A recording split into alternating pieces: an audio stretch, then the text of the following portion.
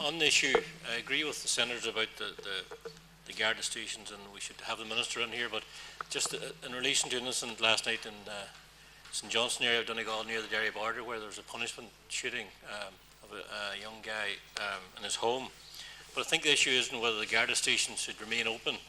I think it's when there should be more Gardaí on the road and out and around. I don't think in St Johnson, Carrigan's area, if the Garda station was open last night, it would have made one bit of difference to the people who carried out this punishment beating, punishment shooting. So I think the minister should address possibly the organisation of the Gardaí in the area. I think it would be more useful that the Garda car would be employed along the border area as a deterrent. Having a guard in the station at 10 o'clock at night, I don't think is any great advantage. I think we must look at how the Garda stations have changed over the years, where the Garda station was used in the rural areas more or less as a drop-in centre almost for people, whereas now we have technology, we have drop-in centres in towns and villages everywhere. So the Garda stations moved from that general use to it's now become more of a base for the Garda to come into and leave again.